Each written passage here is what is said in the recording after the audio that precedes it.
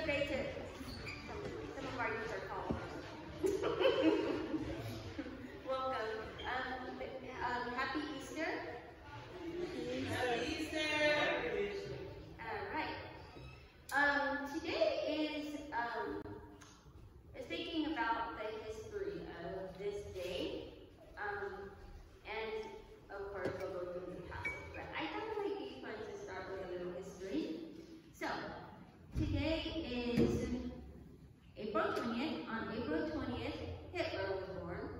Just get that out of the way. It's also the day of the Columbine shooting and massacre. But it's also the day that Chauvin, the officer who killed George Floyd, was persecuted. It's the day that Harriet Tubman is said to have started her railroad, right? Underground Railroad, right? Oh yeah, Luther Vandross, 1951, and we're going to talk about him a little bit anyway because he's one of the singers of songs called Power of Love, which is also the name of today's sermon, which he wasn't really the one who came to mind when I was reading this passage, right, and see the love story sort of. John is the gospel, right, that forms the tight bond between Jesus and Mary Magdalene. You know, Luke says the women, right, and it doesn't have a conversation. It just says, why are you looking for the living amongst the dead? He's not here, right?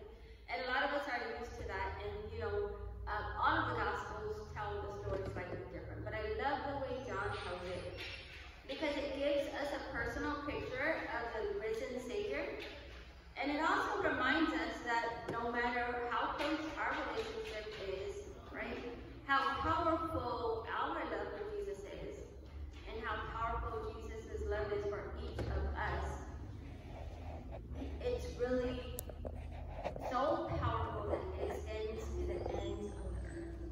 And so he says, women, don't hold me, right? Because I still have to go back to my Father to secure a place for you. Remember those many rooms I told you about? Gotta go make sure those are ready, right? And in the meantime, I need you to go back and tell your sisters and your brothers and your aunts and your uncles and your cousins and everyone, right? Even like the murderers and the thieves, right? They were on the cross and at least one of them was saved by Christ, but we need you to go and tell the whole world what Jesus has done this day. Because sometimes, right, that presence and that experience of the power of love is what has the power to change us, right? When systems have broken us, when relationships have broken us, when we, fight out, when we thrash out in anger, or when we cave into drugs or other temptations, right? A lot of times, isn't it only the love of Christ that brings us back?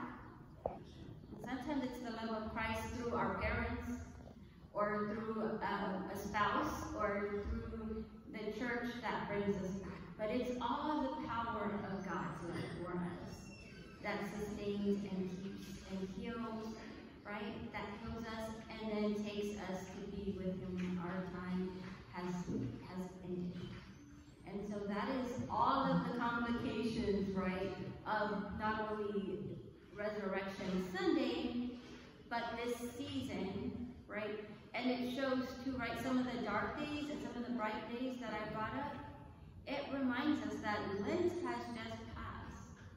And now we're in the season of Easter, and just like with the original disciples, I don't think all the trials and tribulations are just going to magically disappear today. Right? But just like how I kept trying to remind us to have joy before, it's still here, right? Today is not a day that if as much as we can lay down all of that, all of the, right, I'm a social advocate and justice warrior by heart, but today is the day for as much as possible to lay some of that down and enjoy the blessings that God has granted to us. And we need those days, right? Like without the special days to remember joy and remember love, sometimes we get swept away in everything that's out there. And so today I encourage you to hug your children a little bit more, right? Give your spouse that extra word of kindness, right? Call your parents, hug your parents if they're around. Say hello to people that you walk out when you walk down the street or you're at the grocery store, etc. Okay? So after that really long intro, can we stop real quick before we get into the word of prayer? Holy Spirit, we thank you for this day and for your love and your presence. We ask that you speak through me and you speak to us, for your servants are listening for a word of joy and sustenance for you. In Jesus' name we pray, amen. Amen. Right. So, what do you think of when you hear the phrase, the power of love? Back to the Future. Yeah, Marlon says Back to the Future, which I had to watch because Marlon brought it up to me and I was like, I gotta see this. And it looks like the Clark gang is all in the Back to the Future part. Yeah? So I first personally, the song that came to mind was Celine Dion's Power of Love. And then as I was searching, I also found Luther Vandross's Power of Love. All three songs I love. I've just come to love the Back to the Future song. I've never really been a huge movie person. Anyone who knows me knows I can consume books at the speed of light. But movies, I haven't always been able to. But being a Clark kind of requires you, like I've been using the Clarkisms from Back to the Future without ever having seen the movie. So I did just finally see the first one. My son notified me, and it has been confirmed that there are 3. So I still have some more viewing pleasures to look forward to in the future. But Back to the Future is a good movie, right? It is about, I'm not going to say much about it, but right, it is a love story. It's not quite the greatest love story ever told, but it does show how powerful love is, right? And so I was happy to see those, and the song popped into my head, and it fit so well with this, and so it led me on that searching journey. So here we are. So when we say the power of love in John, I'm seeing 3 things. The power of love that seeks, right? Mary seeks out Jesus. The power of love that speaks, right? Jesus spoke to Mary, and Mary spoke to Jesus. And then he sent her to tell the story.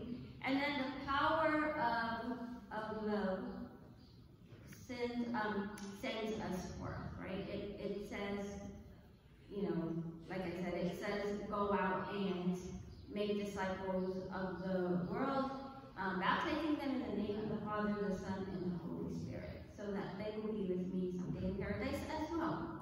And so I thought it was very important that on this Easter Sunday, as disciples of Christ, we kind of model this sort of discipleship pathway, right?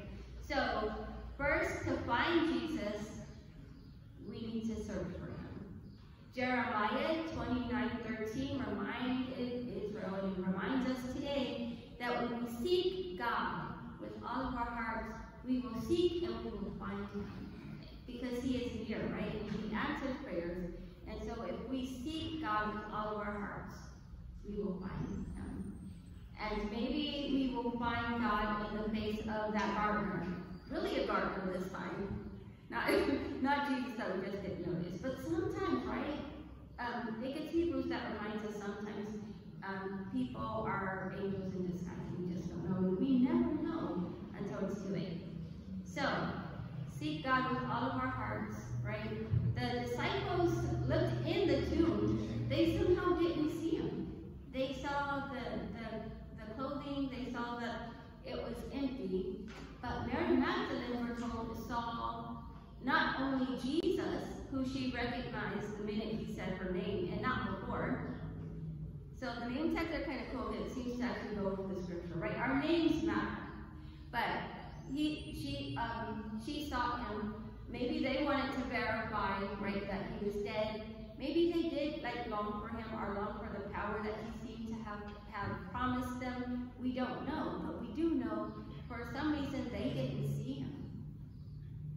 But Mary goes in, and she not only sees the angel at the foot and at the head, two angels, but she sees Jesus behind her, and he speaks to her, right? And so sometimes we need to just be courageous enough to enter the tomb, enter the places of discouragement, maybe even the places of death, to seek God, right? When we seek God, sometimes we might just find God. And as Christians, I'm hoping that one of the reasons that we are here is because we want to encounter and we want to see God. And I'm hoping that we are here because we want to speak to God, right? We speak to God through our singing and through our prayers, through the spoken word, through our greetings. It's called Pass the Peace of Christ, because that's what Christ did with his disciples. When they got together, it wasn't like, okay, we have to be out of here by 11, so let's skip all the non-essentials and just preach and go home. It was, let's greet each other with brotherly and sisterly love, right? It was, let's sing. Let's have spontaneous shows of adoration for God. Let's, of course, have communion, right? And break bread together and hear the sermon. But it was all of that, right? It's like a whole community of people who came together for spiritual and emotional sustenance, right? And in that place, God spoke to Mary very specifically, right? He says, he sees her, and he says, what are you doing here? She says, thinking he's the gardener. I didn't choose the gardener as the sermon title. I really thought about it, though, because I thought it would, make everybody look twice, what? Gardener?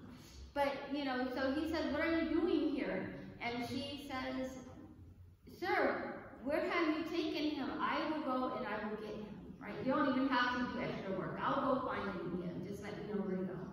And he says, Mary.